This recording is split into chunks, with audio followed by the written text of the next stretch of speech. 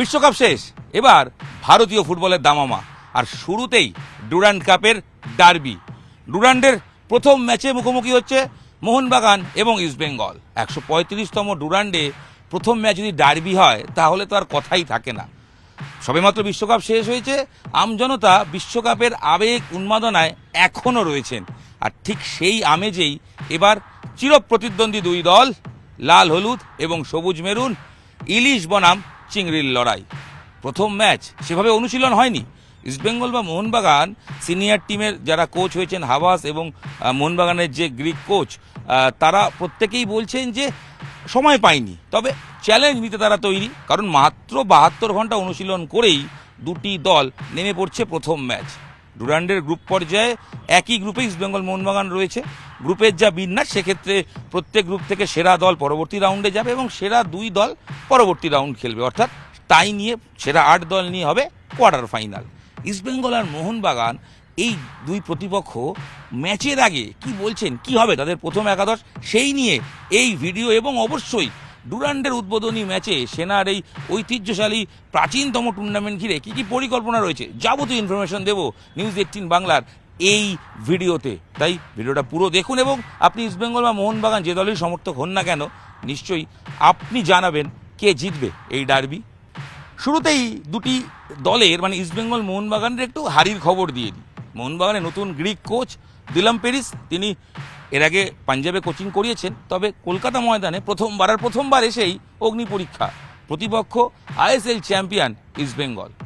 কিভাবে দল সাজাবেন? দলে মাত্র একজন বিদেশি, যদিও আরেক ডিফেন্ডার বিদেশি আলবার্ট তিনি চলে আসার কথা ম্যাচের আগে, তবে তাকে খেলানো হবে কিনা তা নিয়ে যথেষ্ট সন্দেহ রয়েছে। এবং যা খবর পাওয়া যাচ্ছে, ভারতীয় ব্রিগেড নিয়েই শুরু করতে পারে মোহনবাগান। তাই দলে থাকা আরেক বিদেশি দ্রাজিচকে রিজার্ভ বেঞ্চে রাখা হবে, কারণ সে ম্যাচ ফিটনেস হয়েছে বাট 90 মিনিট খেলার জন্য ফিট নয় বলেই খবর। সেক্ষেত্রে তাকে চেঞ্জে নামানো হতে পারে প্রয়োজনে। মোহনবাগান কোচ গ্রিক দিলাম পেরিস, তিনি এসছেন। দিলাম পেরিস কোচ এর আগে বাংলায় কোচিং করাননি, তবে তিনি পাঞ্জাবে কোচিং করিয়েছেন, যার ফলে তার অভিজ্ঞতা রয়েছে। কলকাতা ময়দানে ফুটবল কীরকম হতে পারে, ডার্বির কি উন্মাদনা তিনি জানেন এবং ডার্বি ঘিরে আলাদা করে তিনি ভাবতে নারাজ। তিনি প্রেস কনফারেন্সে একটা খুব সুন্দর উত্তর দিয়েছেন এবং যেটা অবশ্যই মোহনবাগান সমর্থকরা তাতে উজ্জীবিত হতে পারেন। কারণ তিনি বলেছেন জীবনের প্রত্যেকটা লড়াই ডার্বি, তার কাছে প্রত্যেকটা ফুটবল ম্যাচ ডার্বি। তাই ইস্টবেঙ্গল ম্যাচটা আলাদা করে ডার্বি, আলাদা করে বিশেষত্ব তা নয়। তিনি স্পষ্ট করে বলেছেন ট্যাকটিক্যাল লড়াই হবে এবং আক্রমণাত্মক ফুটবল হবে। এবং যে ফুটবল আমরা বিশ্বকাপ মঞ্চে দেখেছি, ঠিক সেই ধরনেরই ফুটবল মোহনবাগান খেলতে চাইছে। কি হবে মোহনবাগানের প্রথম 11? যা খবর তাতে বিদেশি ছাড়াই তারা নামতে চলেছেন। অ্যালবার্ট ডিফেন্সে, সে হয়তো চলে আসবে ম্যাচের আগে, তবে তাকে রাখা নাও হতে পারে, রিজার্ভ বেঞ্চে তাকে রাখা হতে পারে। এবং দ্রাজিচ বলে যে মিডফিল্ডার, যিনি গোয়া থেকে এসছেন, তাকেও রাখা হবে রিজার্ভ বেঞ্চে। শুরু থেকে নয়, শুরু থেকে যে দলটা হতে পারে। মোহনবাগান মোটামুটি যা প্ল্যান করেছে তাতে যথেষ্ট ভারতীয় শক্তিশালী ব্রিগেড তারা নামাতে চলেছে। শুরুতেই আপ ফ্রন্টে থাকবে, তার নাম মনবীর। তাই স্পষ্ট করে বলে দিই যে আপ ফ্রন্টে যে থাকবেন তার নাম মনবীর। সাধারণত ডিফেন্স থেকে আমি ডিফেন্স থেকেই শুরু করব, তবে প্রথমে স্ট্রাইকারের নামটা বলে দিলাম। এবং এছাড়া যে কথা বলতে হবে সেটা হচ্ছে গোলে বিশাল কাইত। এছাড়া ডিফেন্সে ভারতের অন্যতম সেরা ডিফেন্স লাইন মোহনবাগানে রয়েছে। রাহুল বেকে রয়েছে, তার সঙ্গে মেহতাব রয়েছে, অভিষেক রয়েছে এবং সুভাশিস রয়েছে। এই 4 ডিফেন্ডার সঙ্গে মাঝ মাঠে একদিকে উইংয়ে থাকবেন হচ্ছে কিয়ান নাসিরি, অন্যদিকে লিস্টান কোলাসো। আর মাঝ মাঠে দুজন যাদেরকে মোটামুটি যা জানা যাচ্ছে, আপুইয়া এবং অনিরুদ্ধ থাপা, এই দুজন মিডফিল্ডে শুরু করতে পারে। এবং স্ট্রাইকারে অবশ্যই মনবীর সিং, ভারতীয় দলের হয়ে তার গোল রয়েছে। তাই সাধারণত মোহনবাগানের সিনিয়র টিমে মনবীর উইংয়ে খেললেও ডার্বিতে প্রপার স্ট্রাইকার হিসেবে খেলতে পারেন এবং প্রয়োজনে বিদেশিদের চেঞ্জ করতে পারে মোহনবাগান। আচ্ছা, মোহনবাগানের খবর তো দিলাম, এবার তো দিতে হবে ইস্টবেঙ্গলের খবর। ইস্টবেঙ্গলের কোচ হাবাস, শুরু থেকেই জানিয়ে রাখি, হাবাস কোনোদিনও ডার্বি হারেনি। পরিসংখ্যান তাই বলছে। ইস্টবেঙ্গলে প্রথমবার কোচিং করতে আসা এই স্প্যানিশ কোচ আগে মোহনবাগানের ডাগ আউটে কোচ হিসেবে 5টা ডার্বি ছিলেন সব মিলে, তার মধ্যে 4টে জিতেছেন, একটা ড্র হয়েছে। সেই হাবাস তিনি কি ভাবছেন? তিনি স্পষ্টই বলেছেন যে ম্যাচের এই 2-3 দিনের অনুশীলনে নামাটা খুব একটা সহজ নয়, বাট খেলতে তো হবেই। হাবাসের ফুটবল কৌশল হচ্ছে দৃষ্টিনন্দন নয়। তিনি চান সবসময় এমন একটা ফুটবল হবে যেখানে দল হারবে না এবং দল গোল না খেয়ে প্রয়োজনে গোল করবে। তাই সেই ট্যাকটিক্যাল লড়াই দেখা যেতে পারে। ইস্টবেঙ্গল কি বিদেশি নামাবে? ইস্টবেঙ্গলের দুজন বিদেশি অলরেডি চলে এসছে এবং সেই জায়গা থেকে ইস্টবেঙ্গল কি করতে পারে। ইস্টবেঙ্গলের যা খবর, ইস্টবেঙ্গল প্রথম একাদশ মোটামুটি যা সাজাতে পারে সেখানেও ভারতীয়দের প্রাধান্য দেওয়া হচ্ছে এবং সেই স্কোয়াডে শুরু থেকেই জানিয়ে রাখি গোলে লাচেনপা, মুম্বাইয়ের এই গোলরক্ষক, তাকে প্রথমবার ইস্টবেঙ্গল নিয়েছে। হয়তো গিলকে না খেলিয়ে লাচেনপাকে খেলাতে পারে, এটা প্রথমত। দ্বিতীয়ত হচ্ছে জয় গুপ্তা এবং তার সঙ্গে সন্দীপ মান্ডি, আনোয়ার এবং লাল, এই হচ্ছে ডিফেন্স লাইন, সেখানে কোনো বিদেশি নেই। মাঝমাঠের ক্ষেত্রে রোহিত কুমার, জিকসান, রোহিত দানু, বিপিন সিং এবং আপ ফ্রন্টে জোড়া স্ট্রাইকার এডবুন, ডেভিড। এডবুন একটু পেছন থেকে শুরু করবেন, ডেভিড খেলবেন। এই পরিকল্পনা করেই ইস্টবেঙ্গল দল সাজাচ্ছে এবং যেটা খবর পাওয়া যাচ্ছে, ইস্টবেঙ্গলে মিডফিল্ডে ভরসা দিতে নিয়ে আসা হয়েছে, মিগুয়েলকে ছেড়ে দেওয়া হয়েছে। সেই মিগুয়েল মোহনবাগানে এখনও যোগ দেননি, তো সেক্ষেত্রে ডার্বিতে নেই। তার জায়গায় ছেড়ে দেওয়া হয়েছে যাকে, বা তাকে নেওয়া হয়েছে আর কি, দানি রামিরেজ। তিনি খেলবেন কি এই নিয়ে একটা প্রশ্ন থাকছে। তবে ইস্টবেঙ্গল শিবিরে শুরুর আগে একটা দুশ্চিন্তা অবশ্যই রয়েছে। বরিস সিং এবং দানিশ ফারুক, নতুন দুই ফুটবলারকে নেওয়া হয়েছিল, এই দুজনেরই চোট রয়েছে এবং আগামী 15 দিন তারা খেলতে পারবে না।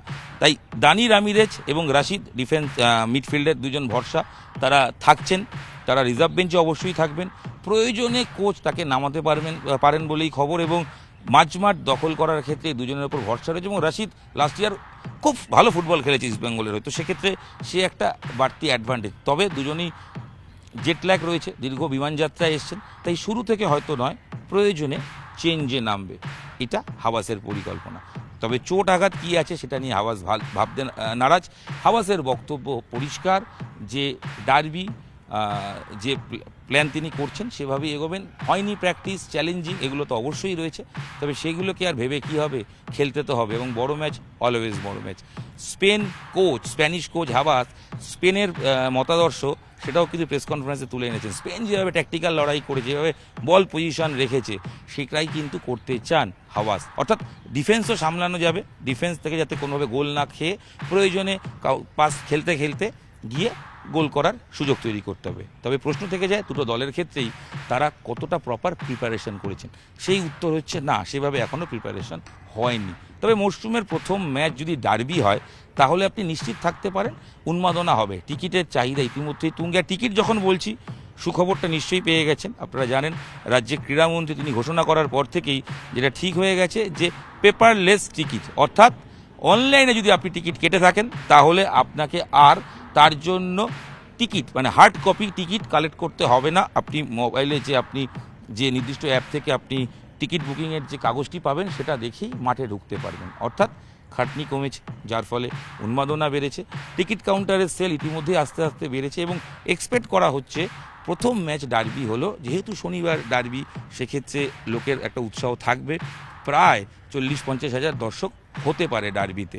এছাড়াও বিশেষ আকর্ষণ থাকছে মেগা উদ্বোধন অনুষ্ঠান এবং ডার্বি উদ্বোধনে আসার কথা রাজ্যের মুখ্যমন্ত্রী শুভেন্দু অধিকারীর হাত ধরেই ডুরান্ড কাপের 135তম ডুরান্ড কাপের এই যাত্রা শুরু হতে চলেছে। কলকাতায় দুটি গ্রুপের খেলা রয়েছে, মোট 16টি ম্যাচ এবং সেমিফাইনাল একটা সহ ফাইনাল সহ মোট 16টি ম্যাচ, সেগুলো হবে এবং 23 তারিখ পর্যন্ত, 23 আগস্ট পর্যন্ত ডার্বি চলবে। তবে প্রথম ম্যাচ ইস্টবেঙ্গল বনাম মোহনবাগান। পরিসংখ্যান একদিকে, দলের ট্যাকটিক্যাল লড়াই একদিকে, সব পাল্টে যায় যখন এই সবুজ ময়দানে দুটো দল নেমে পড়ে।